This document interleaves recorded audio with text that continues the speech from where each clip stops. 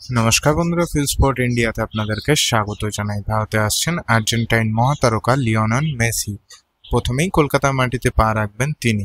সেই খবরের পাশাপাশি আরও একটা খুশির খবর ভেসে এলো সোশ্যাল মিডিয়ায়। জানা যাচ্ছে লিওর কলকাতা সফর উপলক্ষে একে অপরের মুখোমুখি হবে ইস্টবেঙ্গল এবং মোহনবাগান।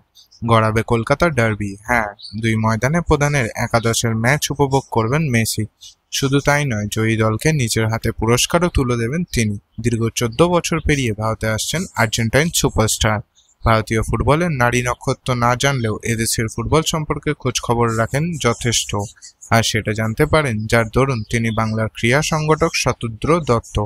হ্যাঁ, শতদ্রর সাথে ভালো যোগাযোগ রয়েছে মেসির। এর আগে আর্জেন্টাইন মহাতারকার বাড়িতেও গিয়ে তাকে ভারতে আসার আমন্ত্রণ জানিয়ে এসেছিলেন তিনি। আসলে তার উদ্যোগেই দেশে পা পড়ছে লিওর। এবার সেই শতদ্রই মেসির উপস্থিতিতে কলকাতা ডার্বির কথা ঘোষণা করলেন। সদ্য নিজের ফেসবুক হ্যান্ডেলে শতদ্র লিখেছেন, মেসিকে বলেছিলাম কলকাতা ডার্বির কথা, তাই কলকাতা ডার্বিকে আমার ছোট্ট ট্রিবিউট। আগামী 13ই ডিসেম্বর মোহনবাগান মেসি অলস্টার বনাম ইস্টবেঙ্গল মেসি অলস্টার, দুই দলেই থাকবে বহু বিদেশি ফুটবলার। দুই একাদশের সিরিয়াস ম্যাচ। যে জিতবে সে পাবে মেসির হাত থেকে পুরস্কার। মেসি দেখবে মিনি ফ্রেন্ডলি ডার্বি। জয় বাংলা, জয় হিন্দ। শতদ্রর এই পোস্ট প্রকাশ্যে আসতেই আনন্দে আত্মহারা দুই ময়দানের প্রধানের সমর্থকরা। আর যাই হোক, মেসির সামনে কলকাতা ডার্বি একেবারেই ভাবা যায় না। এবারে মেসির ভারত সফরে নাম রাখা হয়েছে গোট ইন্ডিয়া ট্যুর 2025।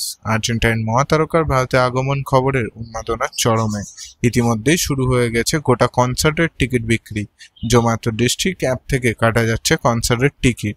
বলে দিই, টিকিটের দাম শুরু হচ্ছে 3,835 টাকা থেকে। এছাড়াও সর্বোচ্চ 14,750 টাকারও টিকিট রয়েছে। আগামী 13ই ডিসেম্বর যুবভারতী অনুষ্ঠানে মেসির সাথেই উপস্থিত থাকবেন রাজ্যের মুখ্যমন্ত্রী মমতা বন্দ্যোপাধ্যায়। তাছাড়াও শোনা যাচ্ছে একই মঞ্চে উপস্থিত থাকতে পারেন অমিতাভ বচ্চনও।